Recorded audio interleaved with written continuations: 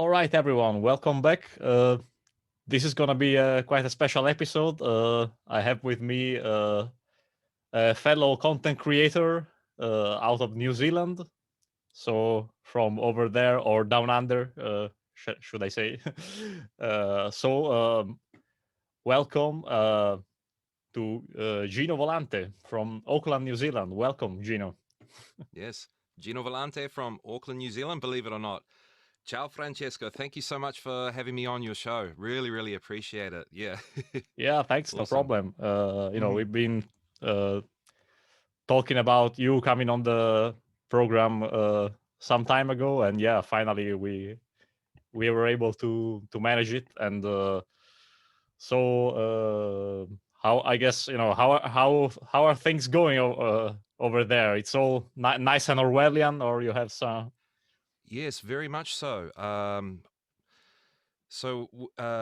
In Auckland or in New Zealand, they rate the lockdowns by levels, and we've already been, the star of the international stage with the lockdowns previously, and we've recently gone into another level 3 lockdown, which has been lifted. Well, has been lifted to or reduced to a level 2 today.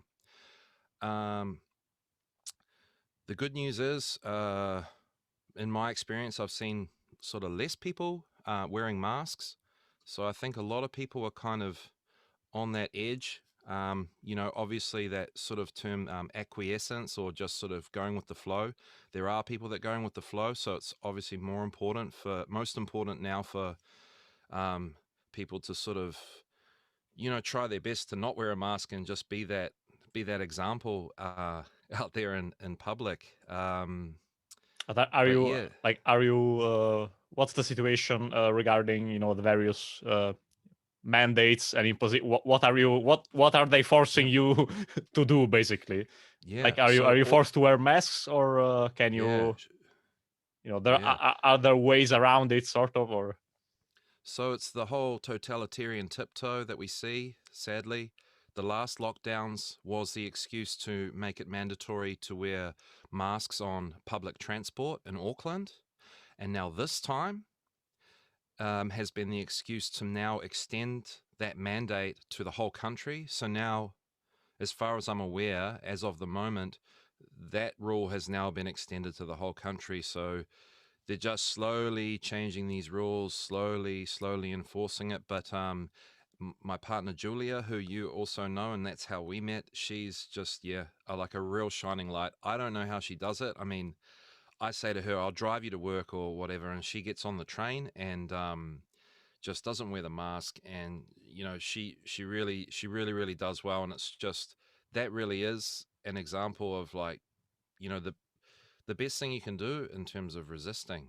And New Zealand, I could dive really deep into that, but I mean, New Zealand really, whether anyone agrees with me or not, has always been a socialist country. We just never really knew it, or we never really thought of it. And some of the things that typical Kiwi kind of people would say to me are really shocking. I mean, I work in essentially a retail shop, and just throughout my life, sort of older Kiwi men, some people really, really genuinely, truly in their heart admire the Chinese Communist Party. They think, multiple times throughout my life, I thought I'd never hear it, but multiple times throughout my life, I've heard of, Kiwi guys saying that certain people shouldn't be allowed to vote because they're just ruining it for the other people. So this mentality of, like, if you're not wearing a mask, you're actually the reason that there's the problem. That mentality has always been there in New Zealand, just maybe over different topics and that kind of thing. So it's really sad. I think it's like a real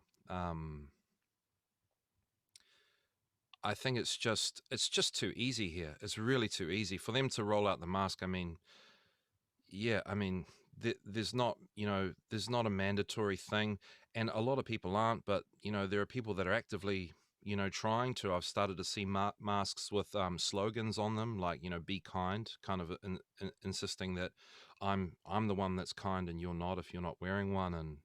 And I saw my first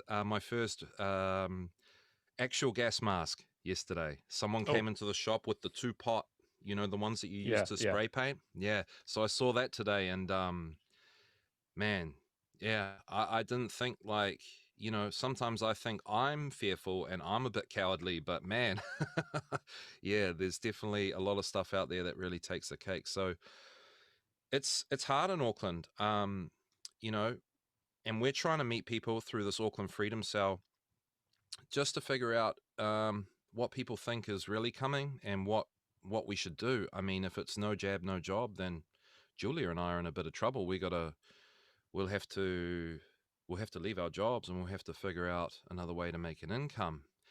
And trading that off with this whole Agenda 21, Agenda 2030 thing, where they're actually, you know, according to the research and, you know, Rosa Corey with her book, you know, they're trying to push people into these smart cities.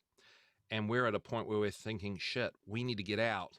But are we just getting out just to be pushed back in? So Yeah. we need to say, and as you said to me, you know, when I went off YouTube, that I should actually be putting my content on YouTube, because the fight is where the spiritual battle is on the field, and the field is just the mainstream media, the big cities.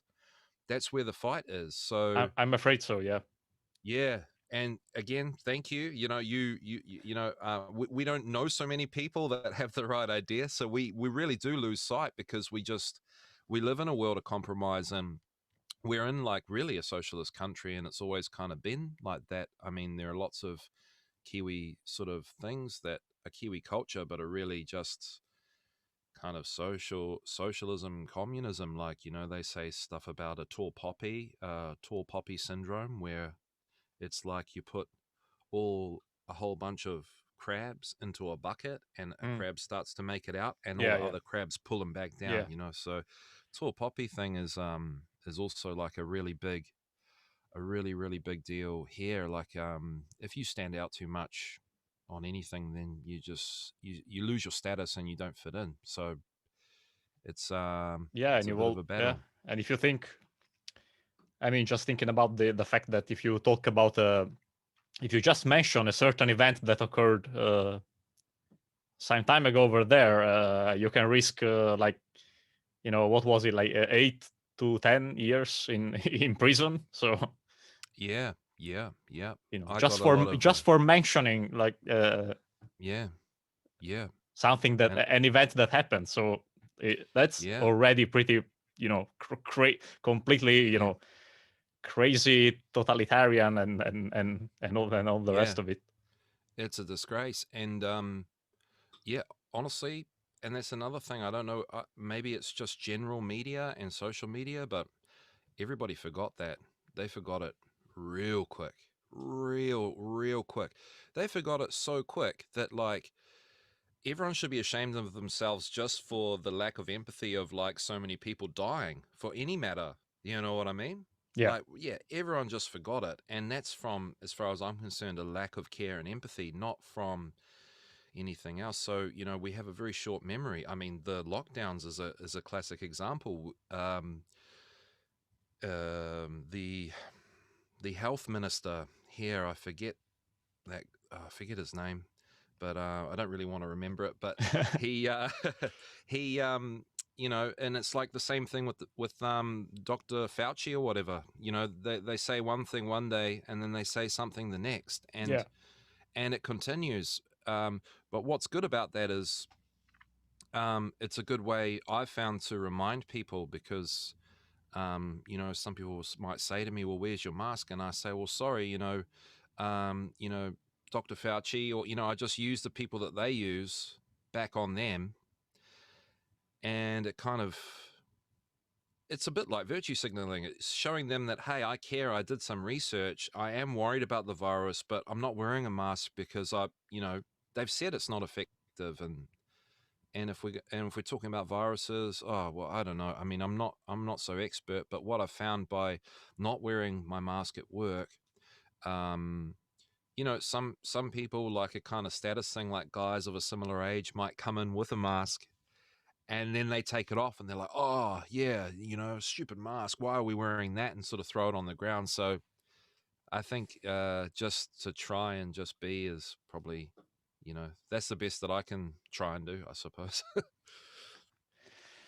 Yeah, well, yeah, that's one of my big frustration over here, that they made it mandatory at a sort of a national level. So there's really, it's very difficult to get into some place that you need to be to get something you need. So without wearing one, and so I'm pretty much down to a couple of, one or and sometimes another one. That's actually one only one place that didn't care at all, and even the guy at even the owner there, the store owner didn't wear one, and kind of didn't care, kind of really, and yeah, yeah, thankfully.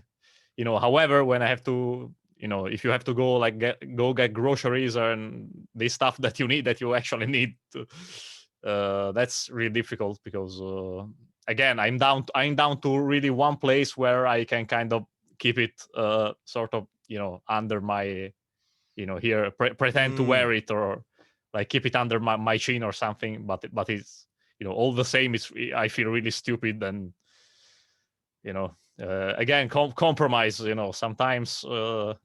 at times it's kind of inevitable. Yeah. And yeah, also also the obedience, that, I mean, after a year, you would think that, the fear would lessen, and people were kind of more relaxed. But what I'm seeing is, not really. As long, they are keep on pushing it, at least over here, and the resistance is really irrelevant. I might be, somebody might not agree with that. That, people are doing something. There are people who are doing something. Business that are that haven't closed, something like that. But it's not really something of great relevance, I feel. And so, I yeah. agree. Sadly, I agree. I mean, So, do you have also some protest over there? I saw like Vinny Eastwood. I saw some of his videos, and yes, there was yes. some there was something going on. I mean, Yeah, yeah. I've been to two of them. There are some quite regular protests. Um, yeah, I mean, that's another thing. I get so many mixed feelings about, protesting, appealing to the government. It's kind of a forum that's allowed within the realms of government and that sort of thing. And um, it's part of why I'm trying to do these meet up groups where, if anything, the one thing that you can't really argue about is, if you want to make any change, you need other people that have the same idea as you to, to grow, to expand the power of the, the change, or the power of the force, like strength in numbers. So a protest at its, can only, well, at very least, be something where you can go and try and meet people and find some other people with the right idea. I did go. I mean, I don't want to like criticize like the whole thing, but it was, with all the QAnon, Trump yeah, yeah, kind of stuff going on. And the media didn't really have to try hard to just say, hey, look, a bunch of QAnon far right Trump extreme people were protesting today. It's not that hard to paint it as such, because there yeah, were a lot of Trump hats, there were a lot of QAnon kind of T-shirts, and I'm not saying they shouldn't be there, but uh, yeah, it's hard. Like, I mean, I felt really strong emotions from going and doing it, but at the same time, I kind of felt like, dare I say, what's the fucking point of doing this? A yeah. lot of people yelling, and like, and also I had my photo taken by the police. Like, Mm. they were all taking cameras, and it was kind of like, what am I standing for? And I saw, like, potential division. I mean, I even got in like a confrontation with somebody about something. I was carrying the speaker, and we had this argument. I just felt there was a lot of tension from people externally looking at the protesters, like, how dare you, not wear a mask, and also within the group. So I guess we all have to find a way to get along, but how can we get along if, you know, we're not aware of, you know, universal law, natural law, Yeah. the spiritual science, the true fact of the matter, that there is a creator, there are creative forces at play. If we choose to ignore them, then we've got no chance. Simple as that. And I don't know how do we do that? How do we get everyone on board with that? It's just the key thing. Yeah, exactly. It's really, it's really down to be able to teach, to try and teach this stuff. The how how things actually work in the universe. And I know people don't really want to hear it. They want you to tell them the magic trick that, as I was mentioning to you off the record before, if you don't uh, provide them with the magic trick that in just one snapping of fingers will end the system and will beat the matrix, and and everything will magically be all right, or that, or either that, or telling them who to vote. That's what people really want. They don't want to. And that's not really, in reality, there's not much, that there's not really any other way around it. You have to put in the effort and the study and the application. Which ironically is a spiritual practice in itself. So if people aren't willing to already just start being kind of spiritual in that Yeah, regard, then and some of the things are really simple, but very hard to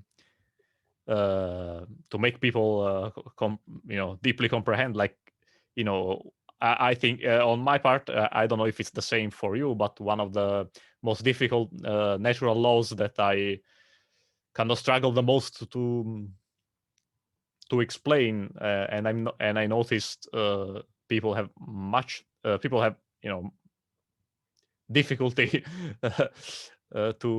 to get. It's the cause and effect, the whole consequentialism. For some reason, that's that's the one that, the one mechanism, the one law that, it's really like people are really kind of, it's really yeah, difficult to get into the minds of people, the whole fact of consequence. Like, you get, every cause has an effect, and every effect has its cause. And you just get, your behavior, both individually and collectively, gets you a certain manifested result. mm, So, and that's kind of yeah, a thing that people really don't want to. It seems yeah. that they kind of don't want to get It's it in their heads. So yeah, it's real tough because people think with the cause and effect kind of, in a way, if it was a cycle, like people think that they can come in on the timeline, and that's where the cause, like that's where the effect started. Like, you did this to me. No, no, no. Before that, you actually did this. And it's the whole, it's almost like, what's interesting you say that, because that's what I'm trying to figure out a way to kind of verbalize too, because it kind of ties in with this bully victim thing that you guys were talking about on your last show. Because for someone to be a bully, that's the cause, and for someone to become a victim, that's the effect. And then if they take on the effect and then they believe that they're the victim, then they become the cause in their actions as the victim. So then it becomes kind of their fault. So they just take on other people's cause and then become the cause themselves. I don't know if that makes sense, like, so I'm really trying to flesh it out. But if I could say, that was one of the first ones that I heard from, obviously, the What on Earth is Happening podcasts. I had started my journey on the podcast, and I had very recently, around that time, started teaching in early childhood, and the cause and effect one became really clear to me in the early childhood teaching environment, uh, because children are spiritual beings, they're still essentially, as like the Rosicrucians say, they're still sort of in the veil of God, of the Creator. They're still, their subconscious mind is kind of really essentially what they're, generally speaking, what they're operating from. The long story short is, I was going to work thinking cause and effect. What is cause and effect? And the children were giving me very clear examples, because in the early childhood environment, they don't have a resource for every single child. So, for example, like the little tricycle that they're riding around, they might only have 2 or 3. So that's already an invitation for someone to learn how to be the bully, to, I want this tricycle now, you can get off and I'm going to jump on. And what happens, this is a really good example of like the first teaching of cause and effect for a young child anywhere in the world. If they had, like, I guess in the Western world where they have these actual daycare centers, is a child who's kind of like probably going to be a boy, probably going to be what they call like an alpha male.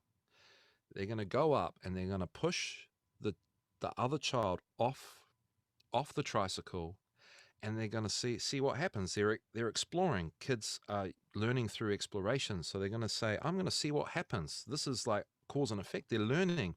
Literally the first thing they do once they can move is to understand or to see how their knowledge of natural law, or the natural law that they are embodied, how that plays out in the world. Like, what happens here when I do this?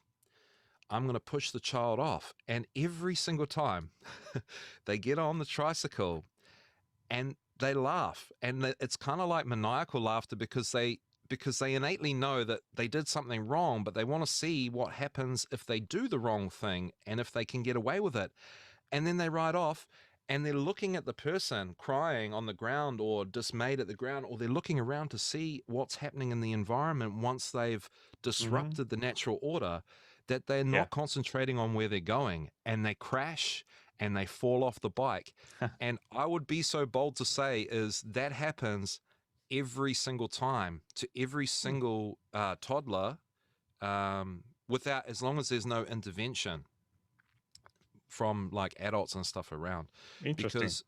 Because they naturally are they're just naturally playing the natural order out.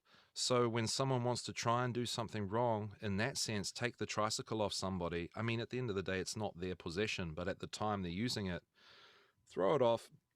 There's so many things going around. They're looking around, and at least 90% of the time, they crash and they fall off, and then they hurt themselves. And that's cause and effect / kind of karma in quite the literal sense, because their functions are distracting them from, from what they're doing, because they've already done something wrong. So they're trying to see what's that all about. When I do this, it's probably not okay. Let's try it. And then there's so many things distracting them with all of that they just fall off.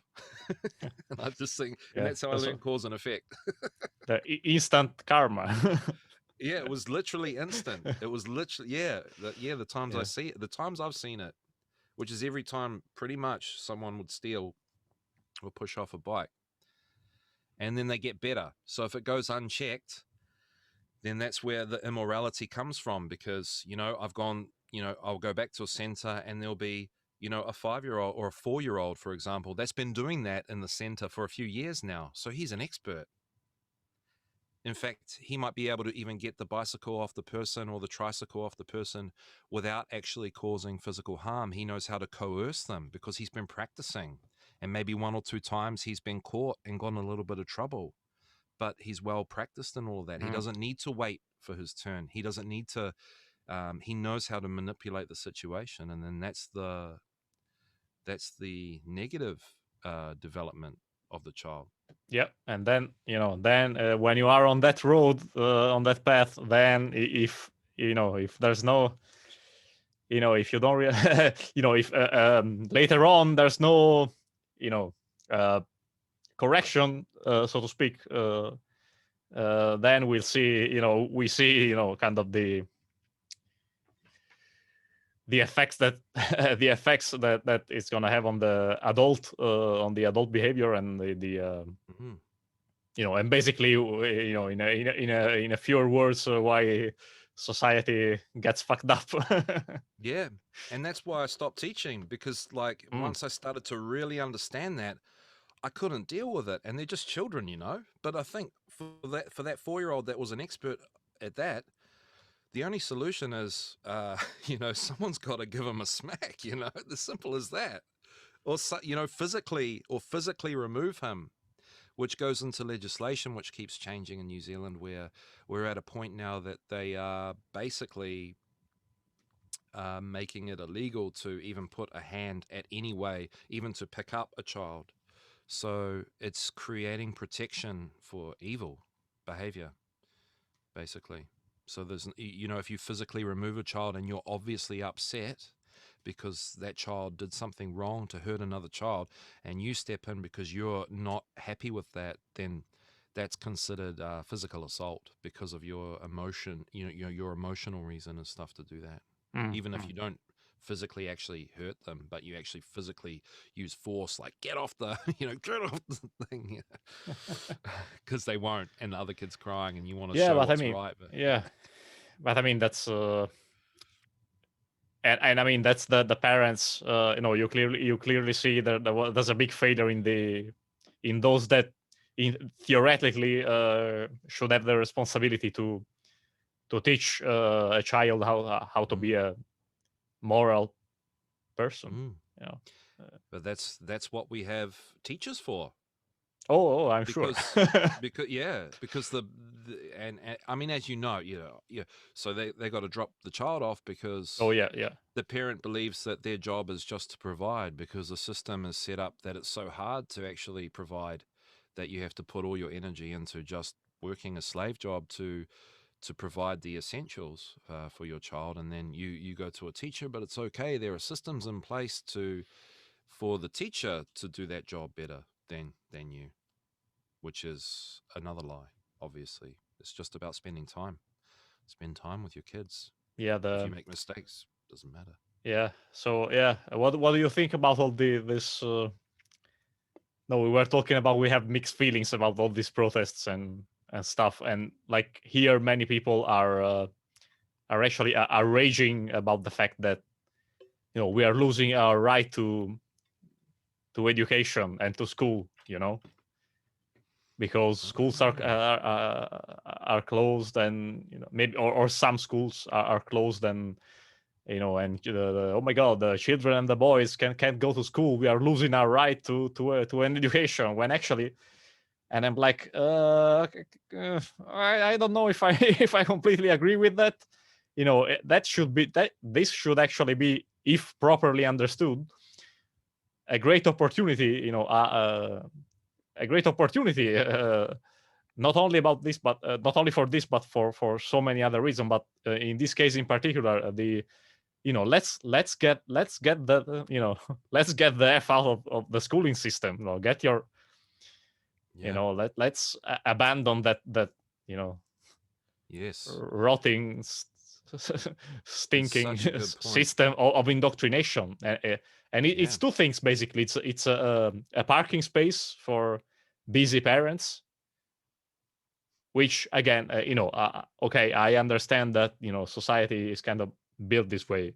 However, I'm just saying, I'm just stating the truth of the matter, and even if it hurts someone, I don't, that's the truth. So it's a parking space for your kids, busy parents, and most of all, indoctrination center.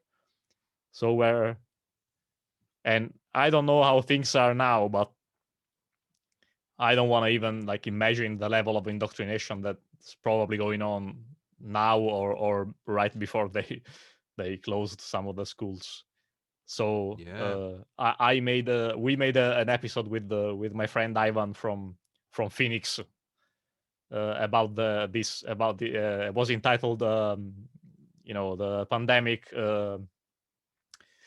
chaos, confusion, opportunity, because it is like and that's kind of the problem reaction solution thing, but how I think Mark Passio phrased it in one of his earlier presentations.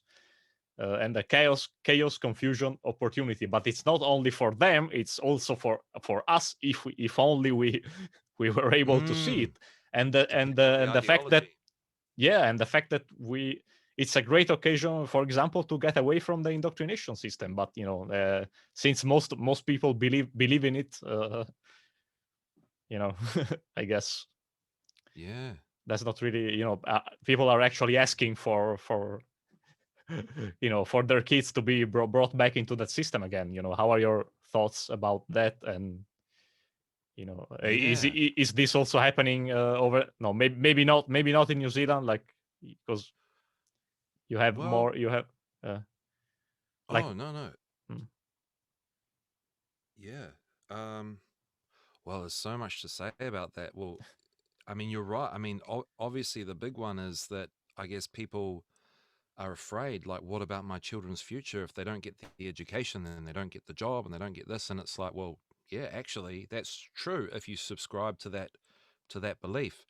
An interesting thing here, I don't know if it's really going off the topic, but it's a little bit like I like to see it, because, looking at things from natural law actually makes me much more optimistic than I have ever been.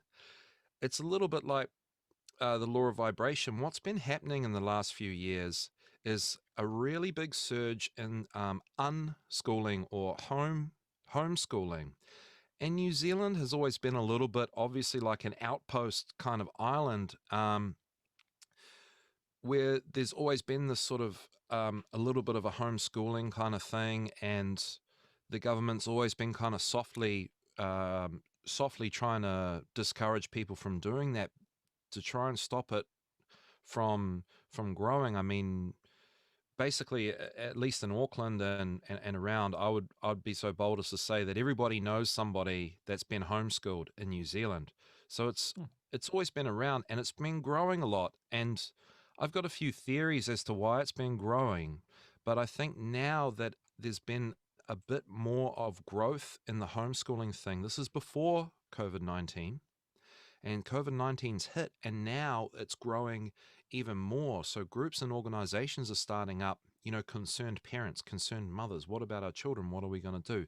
And homeschooling is going to be a thing. And it runs the risk of, it comes back to what you're saying, just what do people believe in? Like, I think a lot of the people have become disillusioned with the schools, but they still believe the idea. So they want to take the matters into their own hands.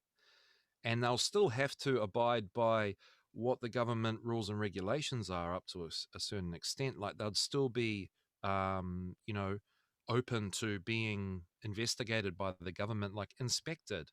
That, people are allowed to do it, but the government wants more and more to be involved with what are you actually teaching and stuff.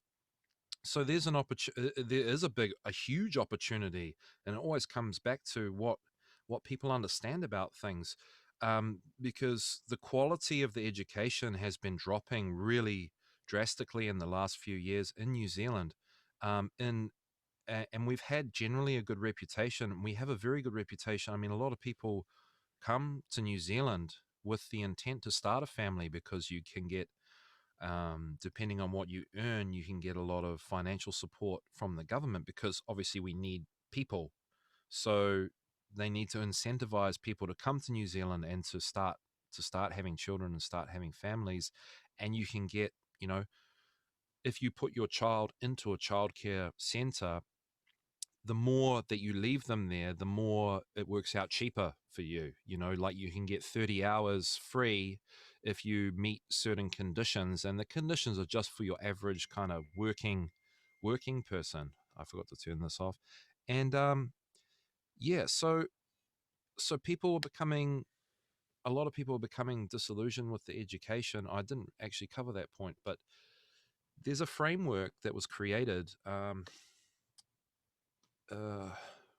uh, kind of a little while ago, and it was called Te Wharaki, which is a document that covers learning outcomes. And it's when they first introduced essentially the Nazi the Nazi indoctrination system officially out in the open. But this document for early childhood is so well written. It has Rudolf Steiner philosophies in it. It has Maria Montessori philosophies.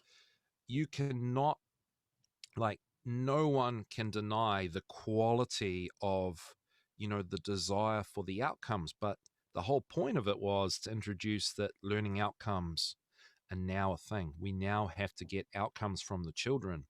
And what's happening now is they're now revising the Te Wharaki document, which is like a book with things that are ideal for children to achieve in their time at these schools, these early childhood schools.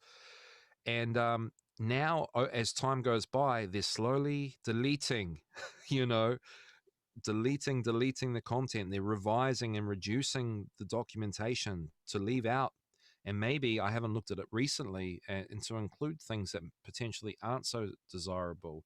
And surely soon there'll be stuff that addresses pandemics and this kind of thing. So it's that whole tiptoe, the creeping tyranny, starting off with, we have the most perfect document. It was praised internationally. It had a panel of all these people. The government spent all this money. We are like the early childhood mecca of the world for Western, education, all this kind of stuff, and that's been dropping and dropping and dropping as the expectations of, child protection and stuff. Good teachers have always been leaving, and teachers are now filling the spot that are maybe, immigrants that are highly qualified but not allowed to do the work that they're generally doing, and then they're forced into teaching and they just have to do it, or that kind of thing. That's a really generalization, but I've been hearing, sorry, I'm trying to make the point. I've been hearing a lot from people that are now, there's this sort of new culture of people, like in primary schools especially, that they're unhappy with the quality of the education at the primary school. So they say, I'm taking my child out of the school and I'm going to another one. This is unacceptable. I'm not having this for whatever reason. Like, maybe it's something that they have a right to be concerned. But then they go, right, I'm going to go to this school now and it's going to be better. And they go to that school, and then guess what? It's not better because everyone's got to follow the same guidelines. It's still the same system. They're not changing it. It's like voting, voting harder. You vote for this person and vote. It's the same thing. And I think there are so many people now that are doing that, and they're becoming so disillusioned that I think this homeschooling thing is becoming much more of an idea. I haven't looked too much into it, but homeschooling runs the risk of being just the same as a school, but just at someone's home. Like, it's just the same. It can be the same thing. And it always comes back to, what's the ideology? What's the idea? What's the understanding of the adults that are choosing to lead these children? But I Something think it's, no, something tells me it's tends towards, that doesn't tend toward sovereignty, freedom, and and all the good yeah, stuff. I kind of have this suspicion, yeah, yeah. And I think you're right to suspect that. It's, it's just, it's again like branding. It's branding. And I'm really fascinated by Rudolf Steiner and his schools because I believe that sort of per capita in New Zealand, we have quite a high number of Rudolf Steiner schools, allegedly, compared to other Western countries. And it's interesting to me because I've tried to work in the Steiner schools once I discovered some things and then researched and found that stuff that I learned was in line with what Rudolf Steiner had spoke about. I tried to get work in some of these Steiner schools, but they had a rule that you needed to be fully qualified. And I had quit my indoctrination after the first year. Once some parents made me realize that I was becoming indoctrinated. So some parents actually called me out on my change in behavior. And I was like so upset because I realized, oh my God, like, the mind control is working on me, even though I think I know what I know. But I'm trying to tick all the boxes and go to the university and do the right thing. And it's destroying my mind. So I stopped. But then I couldn't get to work in a Steiner school because they requested everybody to be qualified. And I thought, well, that's kind of like an oxymoron because I thought they maybe wanted somebody that wasn't indoctrinated. And I've heard by sort of gossip, around town that, people have kind of all kinds of issues with Steiner schools because there's a lot of fighting over what the philosophy really is and what it really means. Yeah. And Yeah. they have to reconcile that with the government expectations, which I believe it's impossible. Unless you have a teacher that's really clever and knows how to write everything in the reverse. And that's how I did really well as a teacher, where I just pretended that it was me that got these outcomes for the children. But I was lucky because you just let children be and engage with them at their level and have fun with them and let them play and be patient, and all the right outcomes naturally happen because it's just the natural way. And then I would write my documentation to say like, oh, I did this and I planned this and I didn't do anything of the sort, but just let it happen. Yeah. So I think we can get into that a little bit, and this ties back to to your work online, to the to the content that you're putting out online. So would you like to talk about that a little bit? You're like into, because I think it's kind of it's pretty interesting, and so if you want to Yeah. like talk about what you do, the work that you're doing online, and yeah, Yeah. things like that.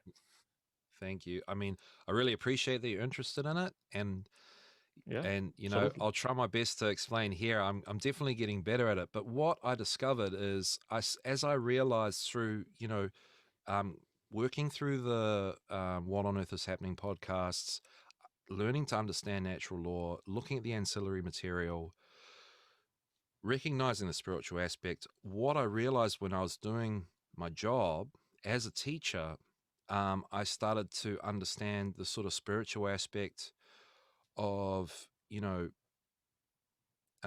spiritual side of what young children really are. And I discovered that they're highly spiritual beings, and they're just expressing, they're kind of expressions of what they express, and what they act out and what they do is essentially just an expression of something coming from creation, something coming from the etherical realm. And what I also learned is my own connection with that and recognition, like my own spiritual development started to increase in the way in which I was engaging with the young children. And this has just been something that I guess I come from a very large family, and um, I've just I've had kind of a bit of a connection with, being patient and entertaining and having fun with, young children, and having a sort of a natural kind of connection. Maybe that's just my immaturity or something, but um, what I discovered was it's essentially kind of like a shamanic thing in a way, where children really, really, like, I started to think, why do kids like me so much? Because a lot of the dads were really jealous of me because they'd go home, and because like I spent the whole day with their kid, they didn't, and then they're always talking about me at home, and they couldn't wait to come in and see me. And I started to think, well, what is it about what I do that makes them so happy to be around me? And it really is, it really was. All these teaching philosophies that are true and right, like stuff that Rudolf Steiner talks about, stuff that Maria Montessori talks about. It's just about letting the children be and kind of being involved with them at their level. And the shamanic part I'm talking about is like, there's all kinds of, um, you know, practices somebody can do to develop their intuition, which is really their sort of communication line with creation, with the creator, with these universal spiritual forces that are in play. And what I noticed is all I was really doing was just literally just suffering the children.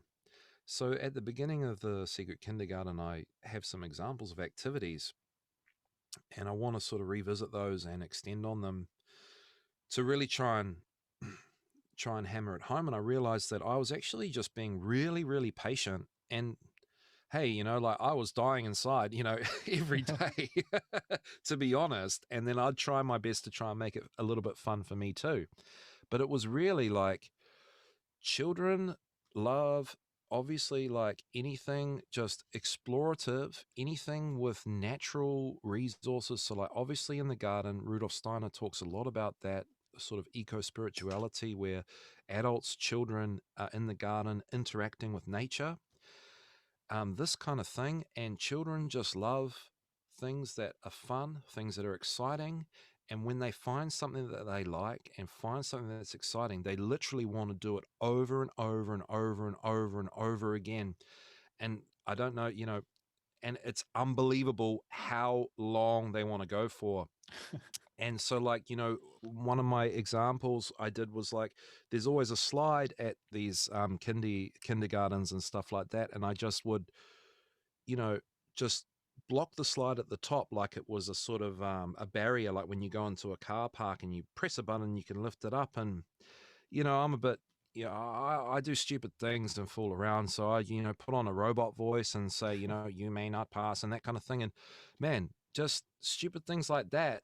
And the kids see that you're now because they're so creative too, because they're of the creator, so they connect deeply with creative stuff. So obviously dancing, music, all this kind of thing, acting, role playing, all that kind of stuff. So once they saw, generally speaking, that I'm now assuming a role, they connect with that instantly because they understand innately that that's part of life. That's kind of one of the things that life's all about, to kind of to take on, to assume a role, or to role play, or to have fun and to create. And yeah, so they just would do it, and then it just became a repetitive thing, and then it would just go on, and before you know it, have a line. And it would only ever stop when just another teacher would have some kind of an issue with it, and maybe jealousy, or maybe it was becoming less safe because suddenly there's 20 children trying to get on top of the climbing box at the same time because they all want to turn. And yeah, and then for me, it's just the repetitive thing. And then there are, and yeah, and doing these repetitive physical motions is actually like in martial arts where they have a kata or a form.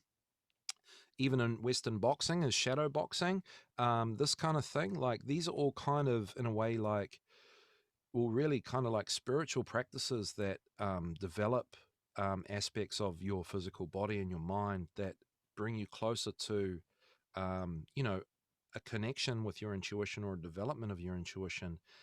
And, there are definitely like shamanic practices of, with the meditation and stuff that involve like physical movements and stuff like that, or just like rubbing, like, or focusing on the sensation of like what your hand feels like on, when you touch your other hand, and just doing that and just repetitively doing it, where it's almost like, one of these kind of keys to sort of pierce the veil and step into more into the spiritual realm. And then I realized, because like my, synchronicities and all that sort of thing really, really started to grow, and my, my awareness, like the example of cause and effect that I discovered, well, I realized that it was in the environment where I'm doing these just really kind of repetitive things, kind of in service for the children and for them to be happy, and they were so happy. I I'm just connecting the two and saying, well, this is how I got about that. That's how I recognize the spiritual aspect. And those physical kind of things and the activities, that's, I think, a good starting point for parents that kind of, obviously they have to have the desire to, to want to know what on earth is happening, what is happening, what is going on, what it's all about. And if they have that desire and they have young children between the ages of sort of 2 and 7 years old, well, they've got literally everything they need, and the solution is just for them to test their patience with their children and try and find a way to have fun. And there's lots of things you can and parents can do to have fun, but they have to have their own imagination to go, hey, I like painting too, so I'm just going to do some painting, and I'll set up a paper and pen or whatever here for you, and we're just going to do that and just go with the flow. But I just noticed that there's like a huge amount of repetition, and repetition is definitely one of the ways that people can develop their intuition. So like a young child is kind of like is like a tool in a way for you to work with, for you to develop your intuition, and also for the young child to literally develop in the way that they need to develop in a healthy and holistic way. So it's just about really doing creative things, having fun, being patient, doing the really annoying repetitive things that really kids like doing, like the high five thing. Like yeah, I'm just not joking. Like when they know that you're kind of being a bit silly and you're doing the high five thing and it's a physical thing, there's cause and effect there. Like, look what happens when I hit this really hard, and you can exaggerate the way that you think, that you react. That, like, with any child that's willing to, that sees me as kind of safe, with any child, I could be doing that like 24 hours a day with that one person. You'd have to stop them and say, look, you got to eat some food now. Like, they do not want to stop. Like, their limits are only limited by the adult's patience, and developing your patience, growing your patience. It really, really, I believe from my experience, it's just purely an anecdote that it grows your intuition. And when your intuition grows, you now are becoming more in a place to receive an understanding of the fact that there is a creator, that there is creation, that there is a spiritual aspect. And you won't, it'll get to a point where you wouldn't be able to deny it, because I actually denied it for quite some time, and it was really starting to, mess with me, these synchronicities and stuff. It was getting to a point where if I didn't do something about what I knew, then I was just going to literally go mad. Like, when people say, oh, I saw the number 444, that's one I see a lot, because it's to do with the great work in a way. And I don't know, like, it was just getting too much. And if you're in a spiritual environment, which is, a whole bunch of young children in the same place, it's kind of amplified. It's really, really amplified.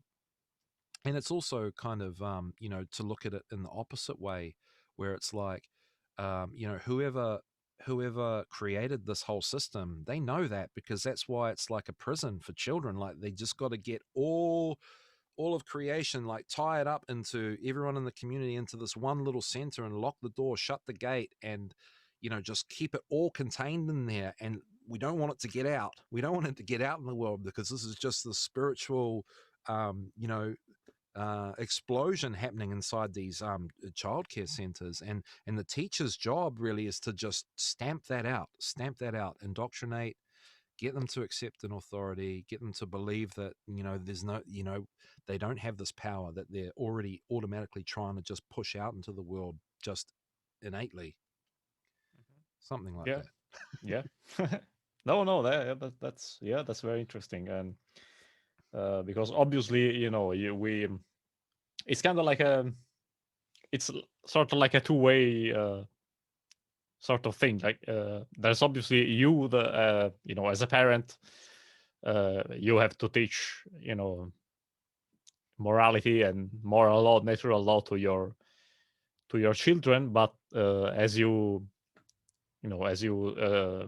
mentioned on your work, it's also about what you can learn from your children. So it's kind of like it goes both ways. Yeah. Yes, it definitely goes both ways. And it's obviously like the, garbage in, garbage out Yeah, that too. kind of Yeah. thing. Yeah. And yeah, it's a tricky, yeah. I mean, it's just a tricky one, because I suppose someone has to have the desire to spend time with their children more than the desire to have a break from them, have a rest from them. And luckily for me, I understood that there was actually, you know, very early on, for that job that I was doing, I learned that actually this is really, really important. I'm going to be able to learn a lot if I really try and I just get really involved.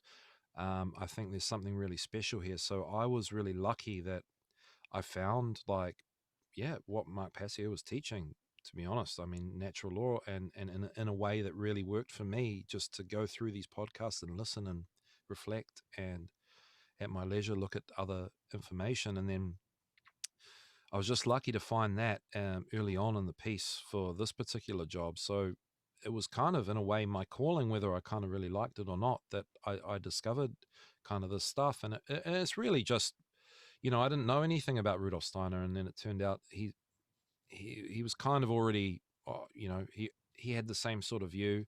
And I think, again, like same with Maria Montessori, it's just a natural kind of common sense way to just be respectful and love children enough to see that they're special, and just let them kind of, get on with things. But Yeah, in there's terms not. of them, Yeah, they obviously, like, I mean, they obviously need, there is the aspect where they need, obviously, guidance from you, the parent, and but anyway, that they are not this you know completely dumb, and yeah, sort of, you know yeah, completely dumb animal, and yeah, that needs to yeah, be yeah, trained. I mean, yeah, like, yeah. And there's definitely that in parenting, where it's just like, I'll just let you have whatever you want. I'll let you do whatever you want, yeah, and then I can manage that just for like a few hours each weekend, and then I can't wait to get you to the daycare center or the childcare center, because I've had enough of you. There's definitely a disconnect in that relationship, where actually you're still a human being, and your involvement with your children, your long-term interactions with your young children, is your chance to say, like, you're still our boundaries. Like, I don't like it when you do this thing, it's actually really annoying. I'm not having any of that. And, you have a right to have your boundaries. And that's the practice, extending your patience and expanding those boundaries to allow, basically, the creator to come in and let you know that that's what's going on. So as you expand your patience, you're opening up the door to being able to connect with the universe, and to receive messages, and that's when, like, really the fun starts. If you do have young children, I mean, some of the stuff where they teach, I believe, at quite an extreme level. Like, there's active synchronicities going on in what they say to you, and what they present to you, and what they give to you. And it's opened up a whole lot of crazy doors for me in terms of spiritual practices. And I think a lot of this new age stuff that's out there is definitely, like, real. It's just that, as we know, they hide the obvious stuff and the important stuff about natural law, that, it's up to you and your action, and not harming one another, and actually having a right to stop that, because you're kind of, that we're meant to be, like, we're not just here for a holiday, we're actually here to take action on the right thing to do, and that there is a right and a wrong. That Where am I going with that? Like, say how a spiritual aspect to, everything, like, that everything does have a soul to varying degrees. So when children are out in the park, and they're playing with the sticks and the stones, I mean, that's the kind of stuff that shamans do anyway. That, like, a particular stone might have a particular kind of magical property. So when a child's, like, chosen a stone, for example, well, they innately know that there's actually a spiritual aspect that connects with them. And maybe, say, they give it to you. If a child gives you a stick or a stone as a gift, someone that, if you're the parent or caregiver or something like that, once you start to see that there is a spiritual aspect to things, like, something like that is actually really, really important, and really, just like, that's the kind of spiritual thing that goes on with young children. And maybe they draw a picture, and they want you to have it, and there's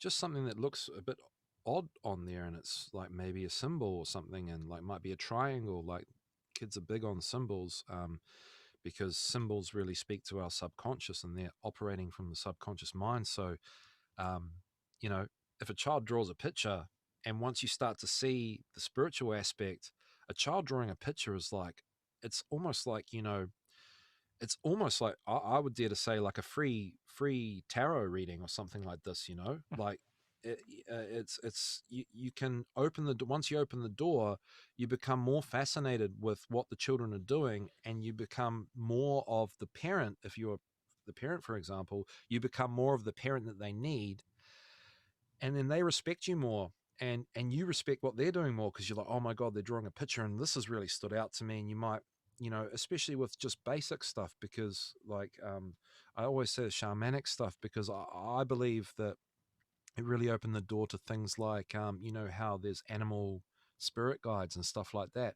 Mm. Kids are really connected to animals, and you know, say even with superheroes, is like you know, Batman, Spider-Man, and this kind of thing. Like, it really plays into um, things that kids really know, really understand, and what's really important. And I think that's why superheroes are such a, you know, such a symbolic, archetypal thing, especially for young children, because it plays into animals, and it plays into the necessity for everybody to understand self-defense, and not to, the golden rule, not to do any harm. And it really ticks both those boxes, and it just resonates so strongly. And until we all understand that stuff, then like the self-defense and stuff, then only then can the civilization have a different thing that speaks to the children in the same way, but at the next level, whatever that might be. So it's, for example, animals. That was a big thing to me that opened like a spiritual kind of door, where I was having basically synchronicities with animals and insects, especially insects, because they're to be found out in the garden, and out, and even in the childcare center, like a spider on the wall or this kind of thing. That's when I started to have a connection, essentially, with receiving messages from the animal, quote unquote, spirit kingdom, which Rudolf Steiner speaks a lot about. And I can only imagine that he experienced the same, being engaged with young children as a teacher, perhaps. But young children kind of help to facilitate this connection with creation by, you know, engaging with all these things. And then you spend time with your young children, and be patient, and just be there in that. And before you know it, you'll start getting coincidences and things like that, that just really kind of pop out to you, like a sort of fast zoom on a camera like that. And you won't be able to help but explore, because they're already spending time with young children. You start to learn how important exploration really is, and you start to become explorative yourself, and you think, oh, I wonder what that means, because that's sort of what a teacher's job is, to be like, inquisitive and explorative. Like, I wonder why the young children are doing that. And that's what happened to me, because the odds were against me as a male teacher. There was a threat of all kinds of things to happen to me, and accusations, and just people not being okay with me being a guy doing this job, that I said, I'm going to try and be the best teacher that I can be. And I just went too far. I became too explorative and too inquisitive, that I ended up at, you know, well, this is what's really going on. It's just a spiritual thing, and they're just channeling things. So if your child is obsessed with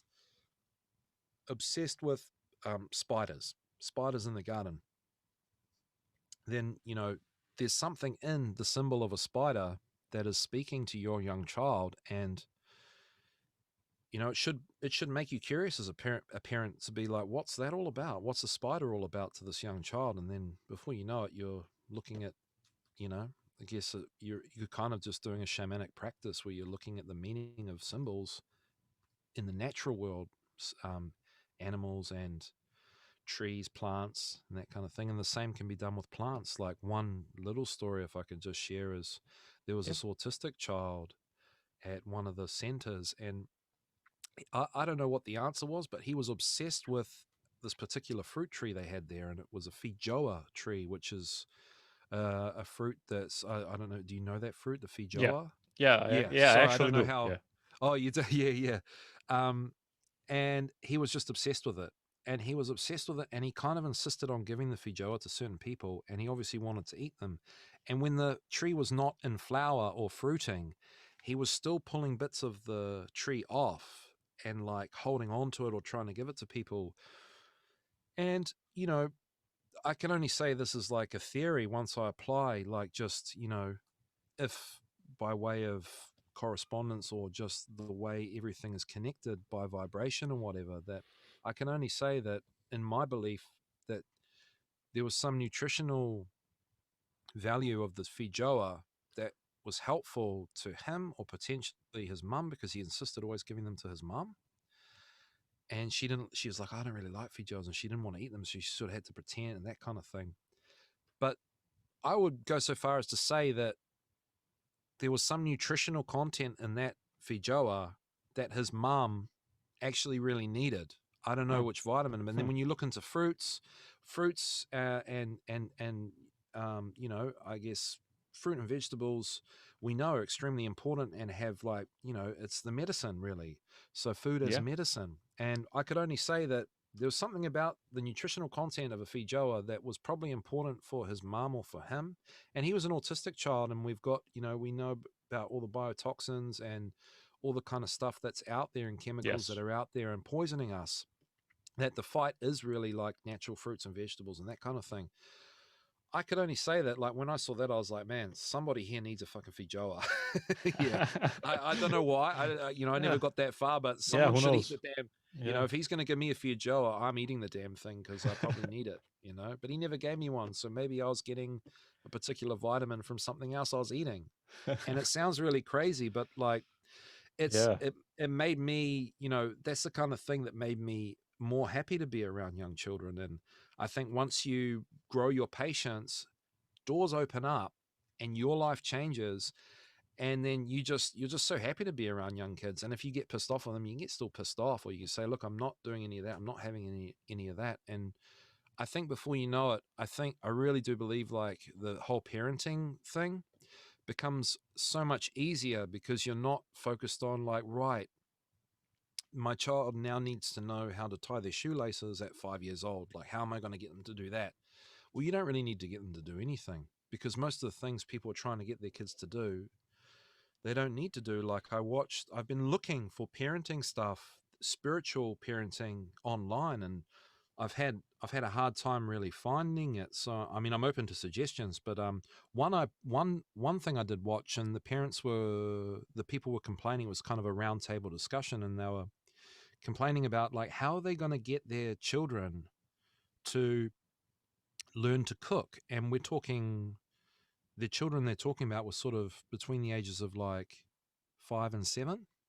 And I was thinking, why do they have to cook? I mean, I remember not so long ago when I was a student and I was living in a flat, and one of the guys in the house, he would cook his egg in a cup in the microwave, and half the egg would explode over all the microwave, and he would take it out, and there would be like maybe one third of the egg that was originally in the thing, and then he would just get a piece of bread and he would just like do this and eat it.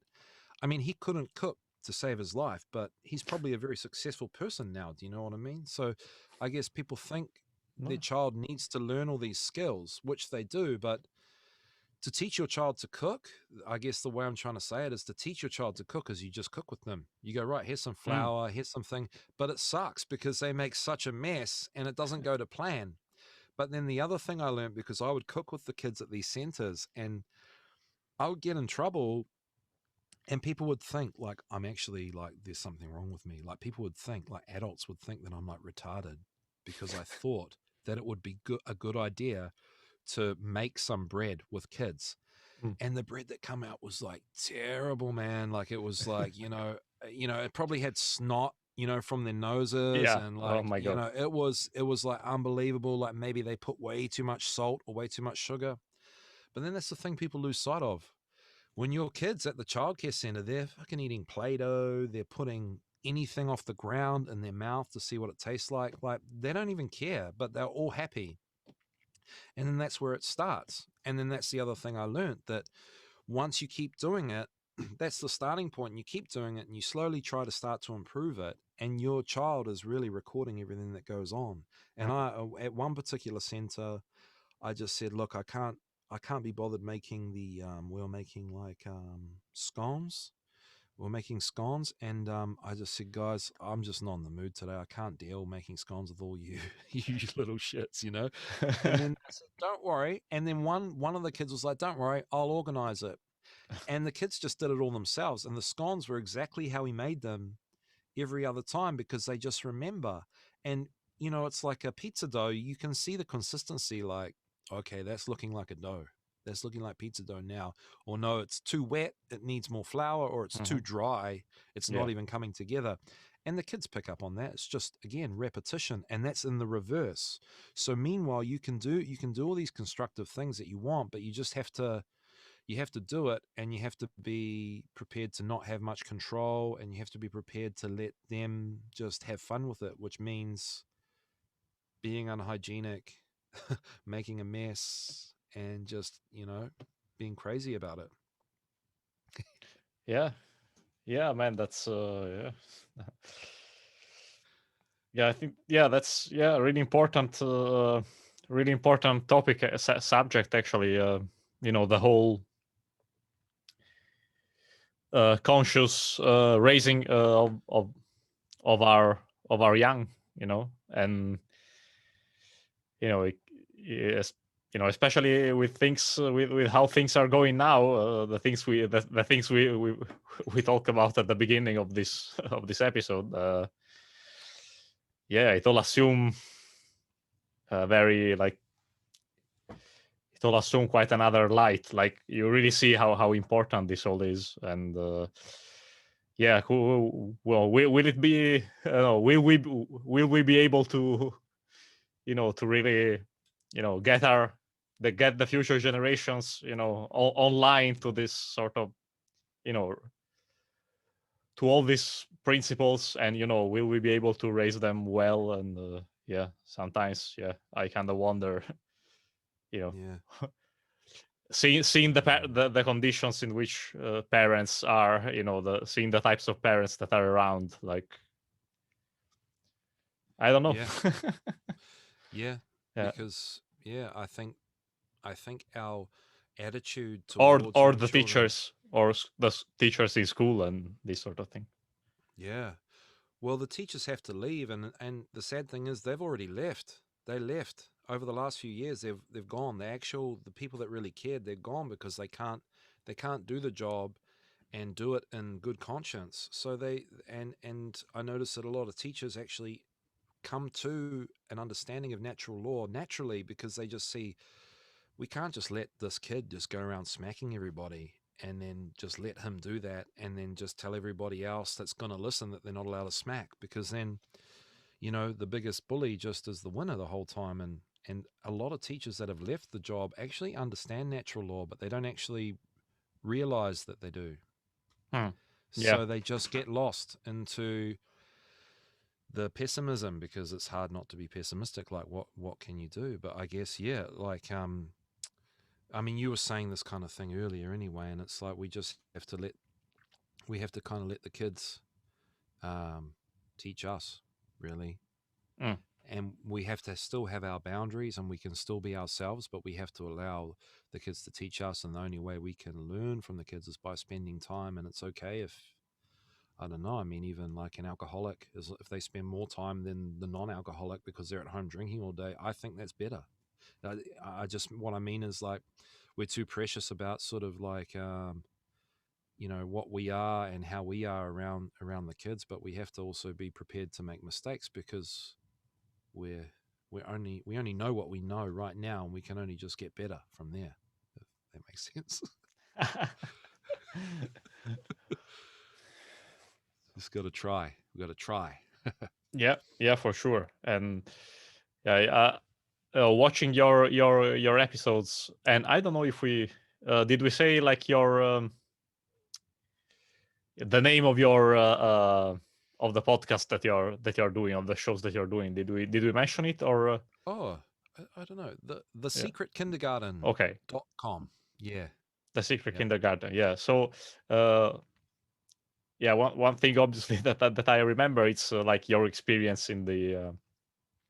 No, you were recounting an episode regarding the an episode that happened in one of your when you were teaching kids, and there was this episode that ties directly with the self-defense principle, and and that whole dynamic that I thought was pretty interesting, uh,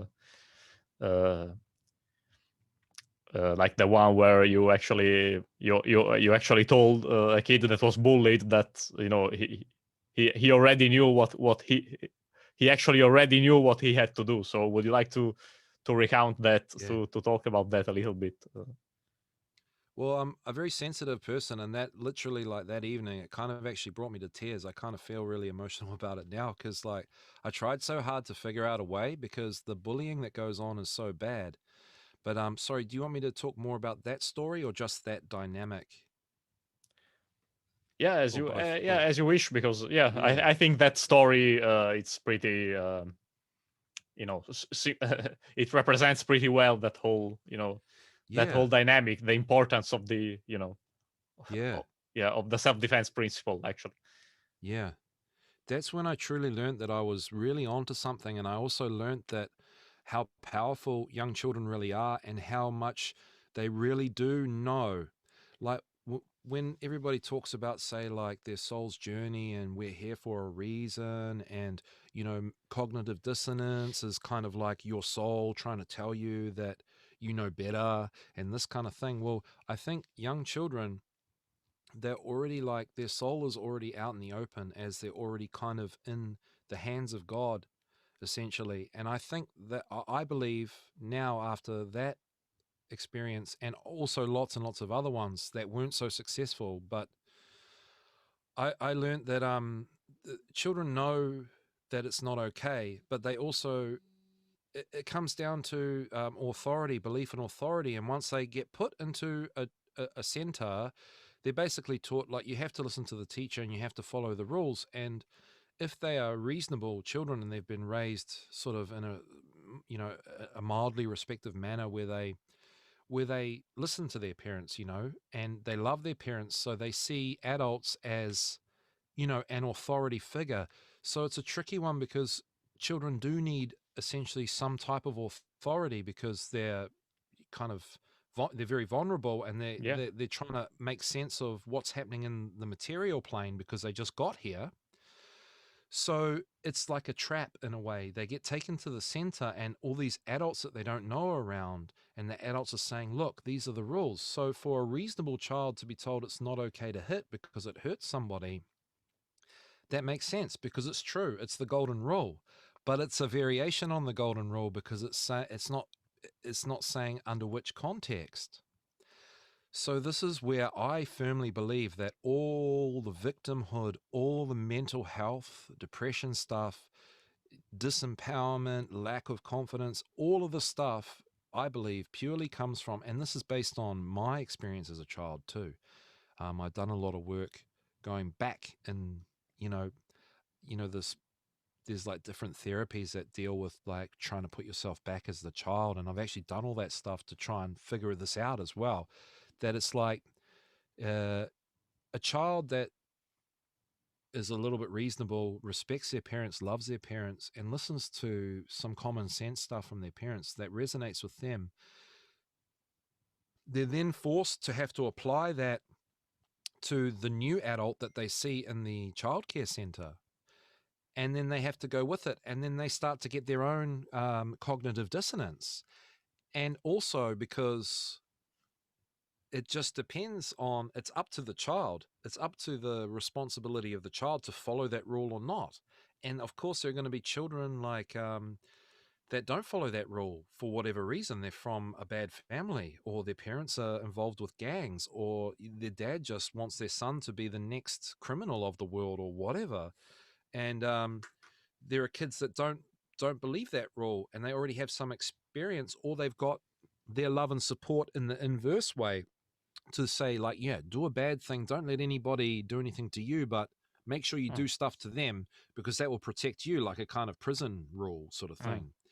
Yeah. And then the children that know that it's not okay to smack, well, they haven't practiced smacking because they know it's not okay, because they've lived their short life according to the golden rule. And then when somebody breaks that rule to them, they lose all their power because they know that they're not allowed to smack, but they're now in a predicament because somebody's smacking me, but I'm not allowed to smack. And this is the thing that I've seen. And, you know, Mind this virus. is probably, the mind virus. It's totally that. Yeah, you're totally right. That's such a good way to put it. And that plants that virus into the mind of the young children. And it depends what they do. And I've seen, and this is part of my regret of the teaching, you know, feeling disempowered myself. And then that's why I started taking up martial arts. But, you know, to get on with it, to get on with like growing the sense of self, is that I've also seen children be attacked and then they'll attack back. But here's the dynamic.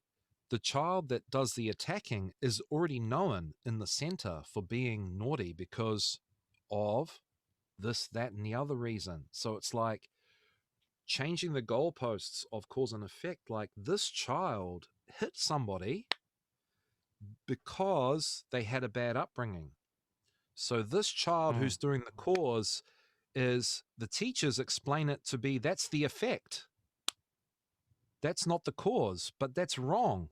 It's a present moment effect. This child, it doesn't matter why he did that, if it was for no reason, but there's always an explanation. Oh, he's from a bad family, or his dad's in jail, or just something like that. Yeah. And then that child, and then the other child might smack back. But if that child smacks back, and normally that child's like a nice child, then all the teachers are like, oh my God, you're the good kid.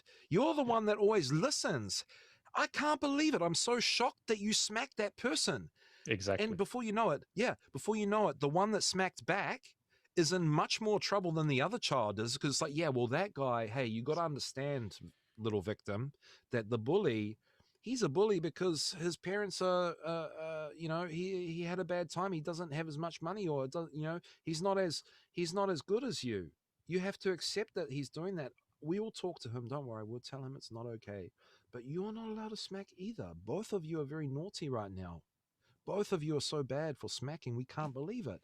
Yep. And then the kids, imagine sitting with that, and that is really like, that is a lie. And to lie with conviction to a child on any matter is just like, is such a bad thing. It's so, you know, I think it's like one of the root of all evil. One of the roots of all evil. Yeah. It's the root of all evil. Yeah, it like really is one of the roots. Stopping the, you know, chaining from the start, the you know, the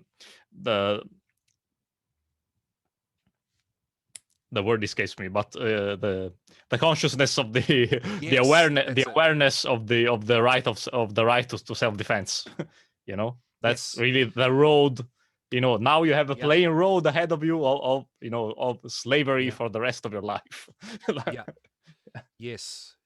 And that particular story where the child was getting bullied by the bully and was becoming depressed, then he just needed somebody to support him in what he already knew was right.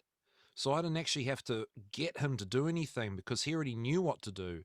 I actually couldn't believe that worked that time. I really couldn't, because I was like, come on, Gino, think of a different way. Because I'll be honest with you, sometimes I've said to people, like, when I'm still understanding this whole thing, like, I've seen a kid get beaten up and I say to him, you go back there and you go and fucking deal to him. And what do? I don't know, smack him or something. And then he'll go back and smack him, and then he'll get beaten up even more. So like, I've made mistakes trying to do the right thing. Like, you know, come on, try and stand up, you know, this kind of thing. And also that's me projecting like my own bullshit onto the kids too, where I've got to learn to do that for myself. But with this particular instance, it just felt really good at the time. And I was just like, well, you know, and he's like, well, what should I do? And I just said, you got to do anything that you have to do, which is really true. anything you have to do to get your hat back. And this is where I started to learn that, like, you know, when I've, some chat groups, when they try and discuss this whole thing, like what kind of force is appropriate?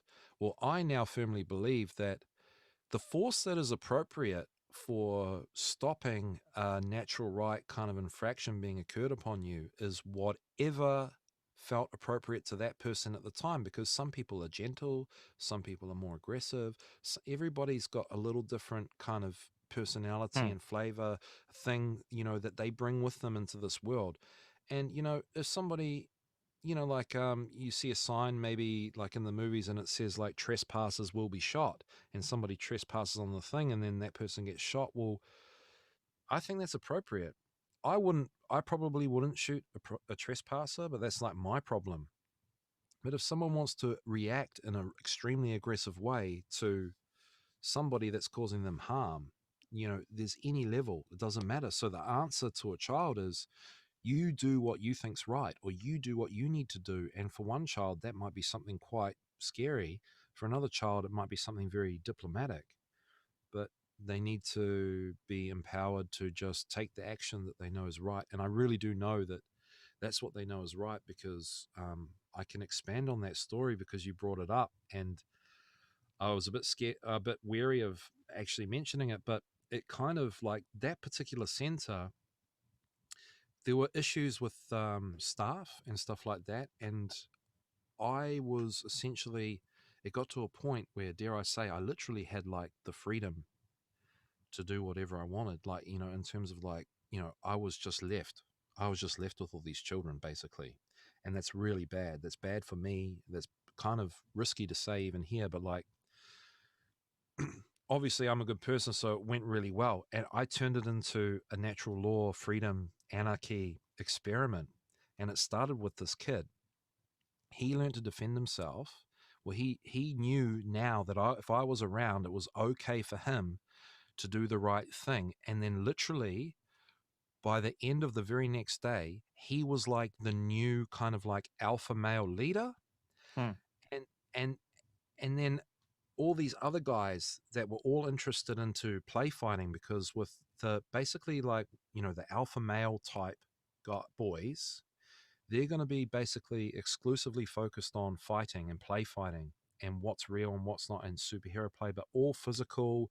Either they're pretending or they're actually doing it if they agree, this kind of thing. Well, anyway, the boy who was quite gentle and softly spoken, who stood up for himself, he kind of went up the ranks with these other guys, and then he found his voice in saying what was appropriate and what was not for him. And other people, other guys that maybe didn't have complete understanding or security in acting like that, what I'm saying is all the other guys kind of aligned to his behavior. Like they aligned to it just like almost instantly, because they saw how he was acting, and then they were like, oh great, because almost like that's how I want to be too. And then it actually got really it got really kind of like violent, but it wasn't violence, it was like physical force, because so many people were causing harm to so many other people, because it's children and they learn about things, and also because of all the stuff we've been talking about, that like there was literally, by the end of the week, there was literally a militia of men, and they were the boys, they were these boys, it was that guy and a few others, that were then going around and policing essentially, or just keeping their eye out, and they were looking as superheroes. They were embodying, like one was dressed as Batman and one, and they were doing this superhero thing. And I was like, oh my God, like I went into this room, I went into the next space, and I saw like these two guys, and they were like, they basically had like one girl on the ground and the other was smacking her. And I was like, oh my God, what the hell are you guys doing? This is so bad. And they were like, no, she, I can't remember what it even was, but she did something like actually really bad. She was doing something really bad to this other person. Like she was like beating up this other person. And then they all came in and they all swarmed on her and started smacking her. And I came in to see them smacking her, and I was like, what the fuck are you guys doing? I've created this monster. Oh my God. Damn. Yeah. And then the kids were arguing with me, and they're like, look, no, she was doing that and she's not allowed to do that. And I'm like, oh my God.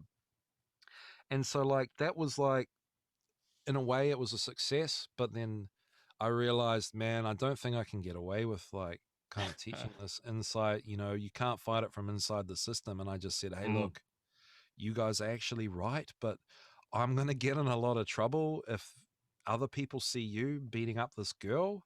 And I mean beating up like she's not it wasn't Yeah. like bloody, Yeah. it Yeah. was Sure. just, Kind of a. naughty smack. Yeah, yeah. And that's the other thing I like about the young children is when they do fight, they haven't got the physical strength and dexterity to actually cause, an extreme amount of harm. Yeah. I have seen other kids like actually get like a black eye and a blood nose from being punched by other kids, but they're slightly older, more like 5 years old, and they can start growing a lot more in that. But anyway, so it was a success, and it was also very frightening, and I actually ended up stopping the experiment.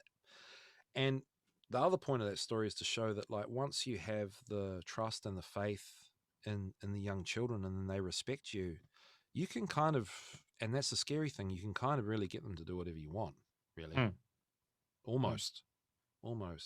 And so in the inverse effect, this is why I start to see the spiritual aspect, and in terms of like the satanic pedophilia now, I really see why there's such a currency, and they're so important to the oligarchs. They're very, it really is the currency in terms of like being able to blackmail other people, but also a currency as in a spiritual currency. And which is making me think of like the vaccines that are coming. But yeah, That's another.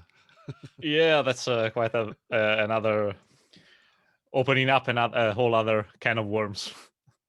Yeah. No, but you're right. Yeah, obviously, the people who run things, powers that shouldn't be, and all this stuff. Obviously, they know they have to get to the kids, basically. They have to get to the future generation, and they are obviously, bent on creating another army of trauma-based mind-controlled slaves to a degree or another. I mean, obviously not fortunately not everyone ends up satanically abused. Yeah. However, with all the basically school, the schooling system is just a big a traumatizing center.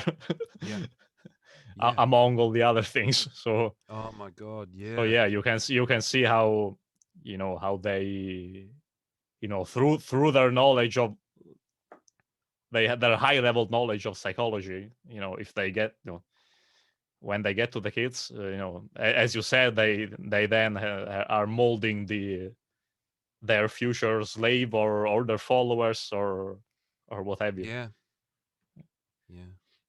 It's so scary to see how easy it is, because here I am, blowing my own trumpet, but I don't think the kids should have even really had me as someone to care for them. They should have had their own parents, because all the kids that I've been involved with, they've taken on, my negative attributes too, by just observing and repeating. So as much as they can learn how to do something really good, they can really learn how to do something really bad. And I guess it really pays not to think about, but it's good as a reality check every now and again, like how easy it is to shape the mind of a young child. You just they just have to be exposed to anything that's wrong, and then they take that on board as what's normal, because it's what they see in the world. They just record it and play it back, simply as that, and it's really frightening. So any mistakes that I've made, or anything, any negative attributes about me around those young children, they've taken that on, when I think they need to see more adults standing up for themselves.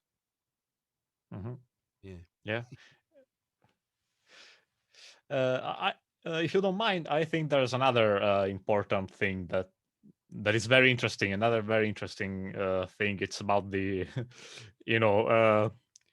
what the like you have this fun and scary also episode with the whole order following mentality, or rather what they what you can observe when kids are pretend to be police officers or soldiers when they play it. So that's another interesting. I was like, yeah, interesting, because as a matter of fact, that's also something that I can remember. When sometimes when we were playing, pretend to be soldiers or cops or whatever. Yeah, so it tend to happen that you actually, if somebody else is impersonating, is like pretending to be the prisoner.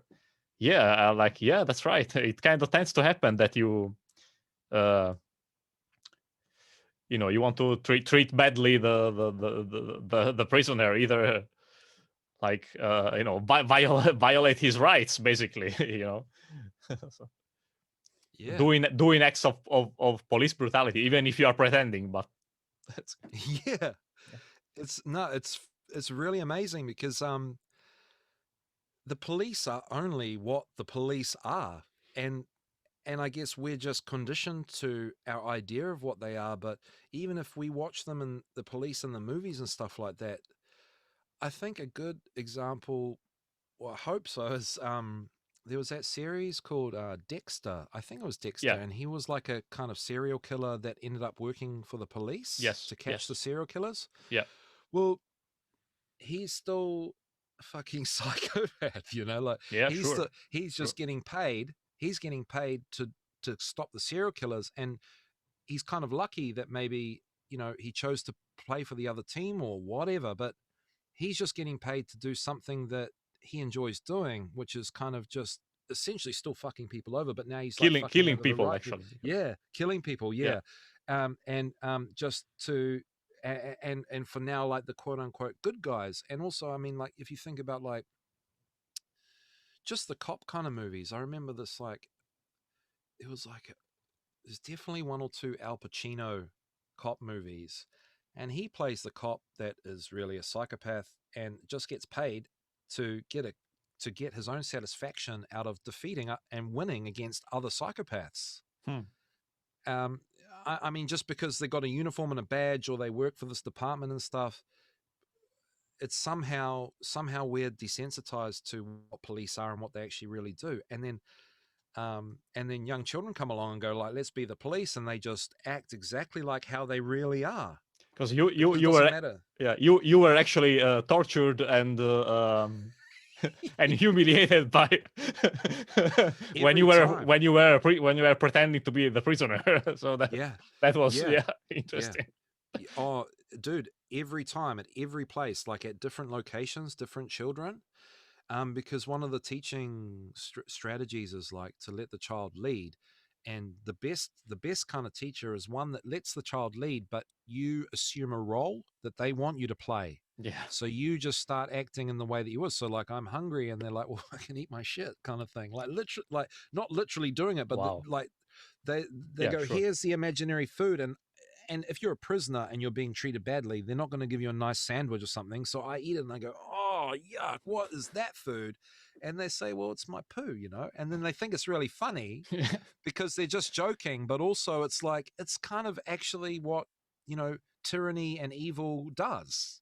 So they're Yes. practicing being tyrannical and evil, which is really what police are. And it doesn't matter what mum or dad, the police officer's intent is out there in the world.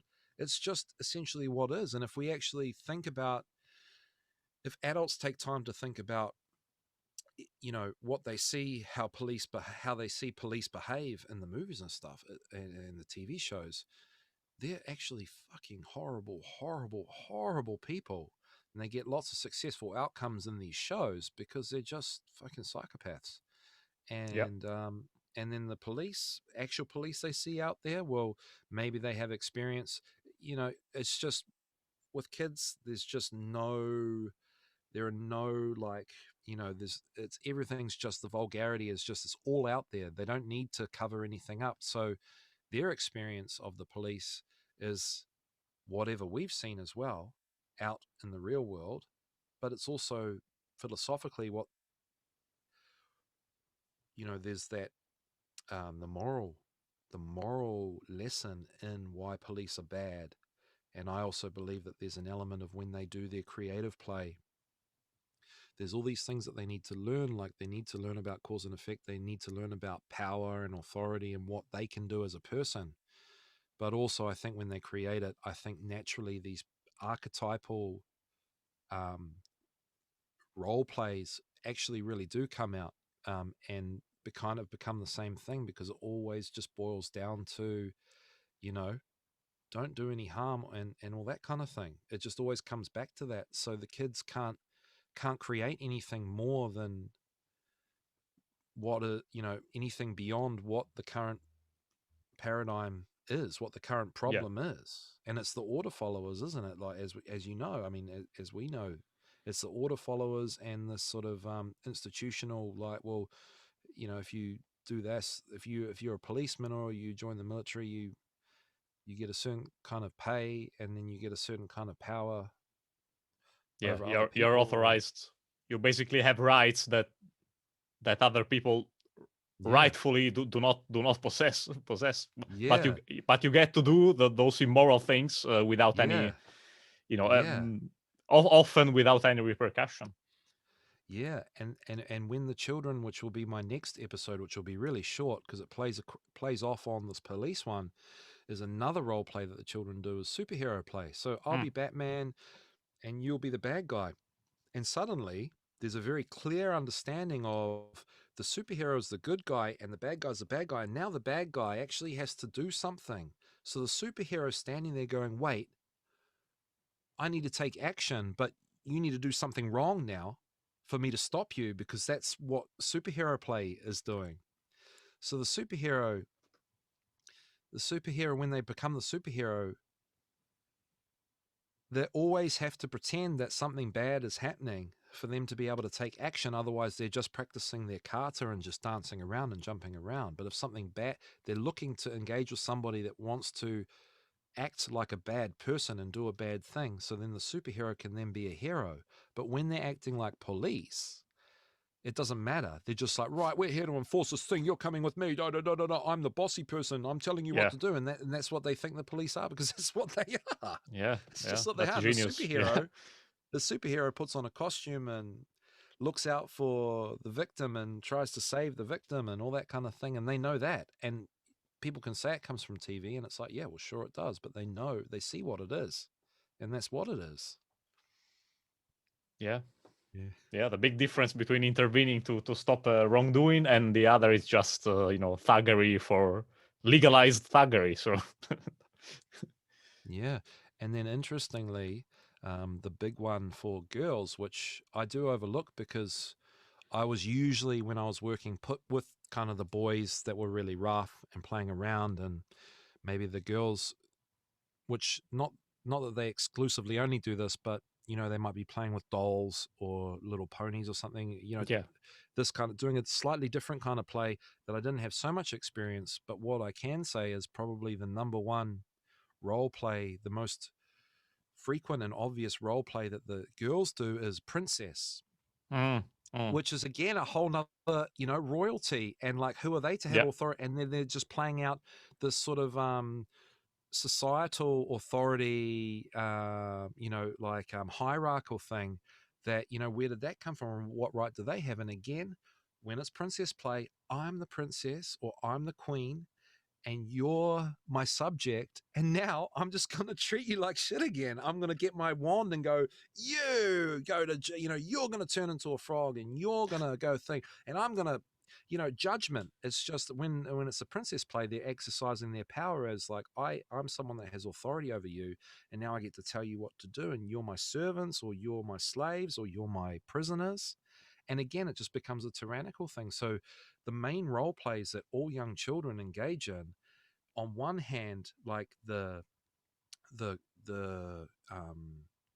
pedagogist, the child psychologist expert can say, oh, they're just making sense of power and control. And it's like, yes, they are. But then for me, there's something more than that. Why is that? Why are those the main ones? This police, superheroes, and princess play, because they're all showing us this dynamic that is literally, once you put all those into the world, that is the world that we live in. It's essentially, we're being dominated by authority figures and this concept of authority, and it's just a lie.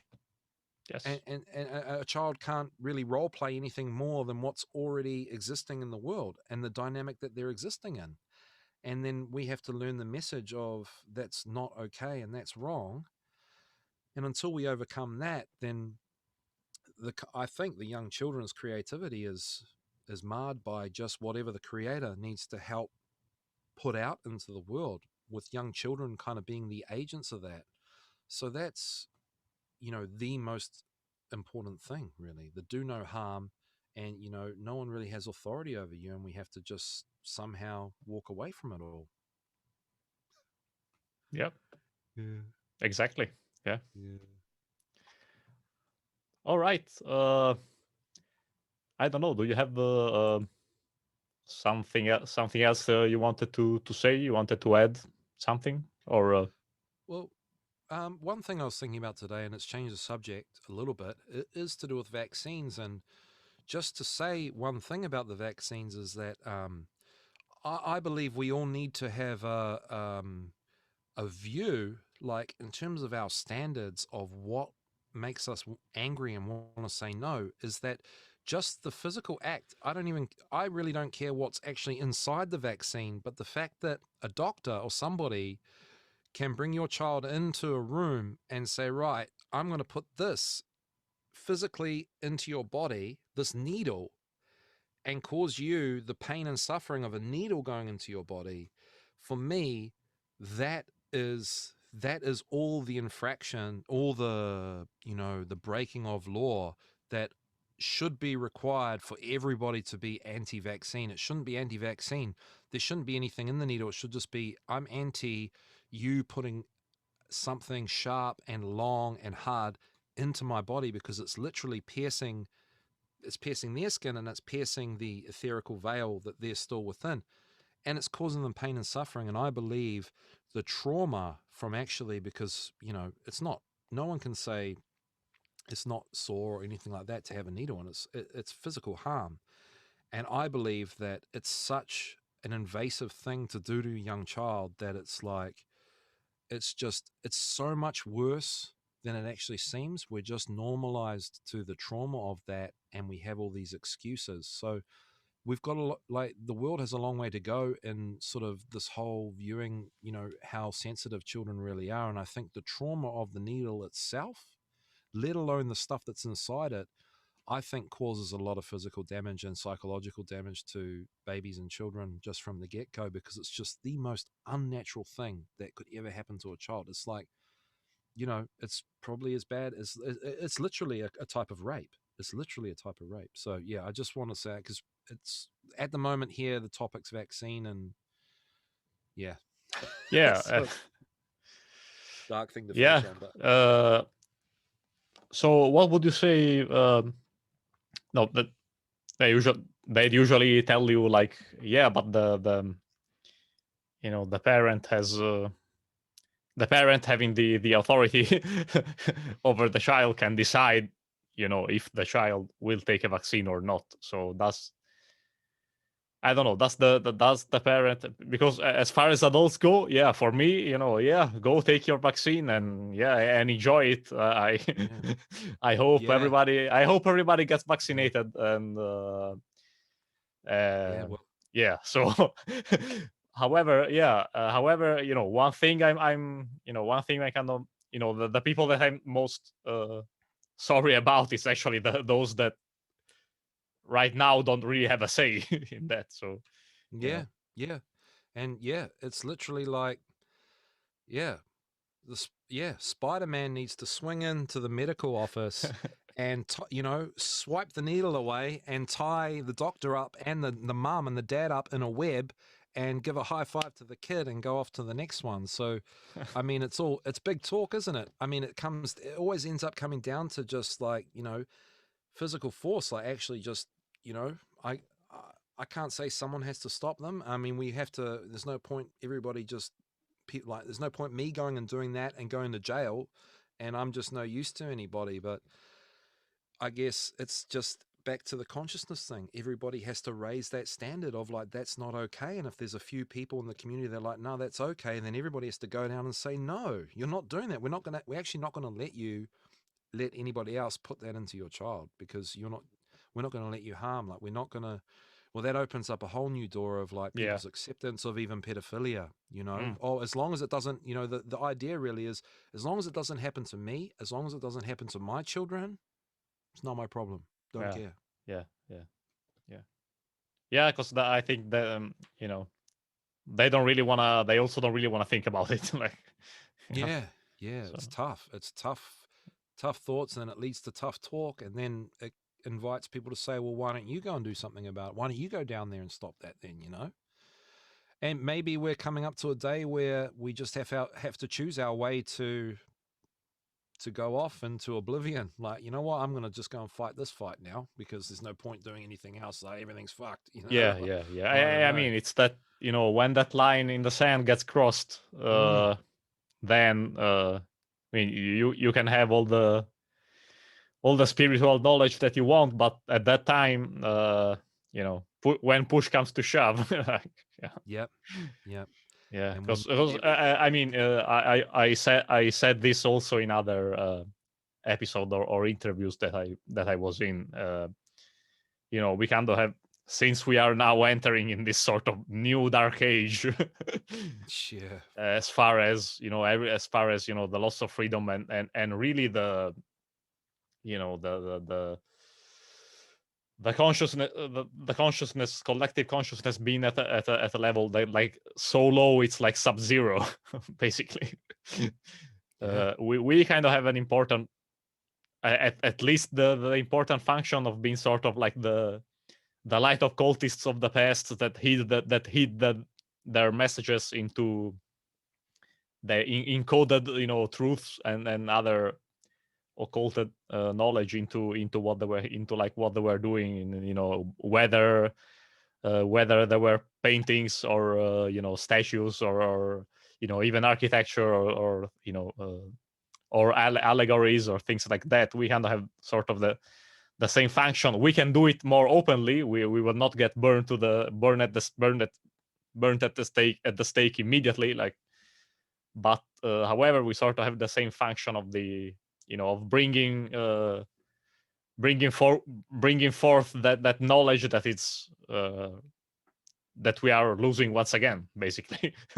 So yeah, the fact is, you don't want to go waste your life for a battle that was for something that wasn't really worth doing, even if in theory it was the right thing to do. However, again, there's that line on the sand that, okay, they're coming to take me someplace. It's I don't want to be some camp, some like some COVID facility. I know you have some experience with those, or they want to inject me or subject me to some treatment I don't want. Okay, at that time, whatever needs to happen, I guess it will happen, and we'll see what's next. You know what I mean? Yeah. Oh, I know. Yeah, it's such a good point, and the world really is. Not to be a kiss ass, like, but the world is lucky to have people like you actually just Thanks. having the conversation seriously, because I didn't realize like how few people like could even comprehend the thought of this kind of discussion, let alone taking any action on it. Because trying to meet the people in Auckland, and we need to find what our line in the sand is, and we need to find everybody else that has the same line. I mean, to a point like what you're saying, being taken to the quarantine camp or something like that, I'm starting to think that like maybe I should go there, like wait till it all happens and then go there, because like, how's everybody going to wake up? Like, they're going to have to wake up at some point, and hopefully it's not at the moment the bullet goes in the back of their head. you know, like, or the 1984, the rat chewing in their face, or something like that, you know. Yeah.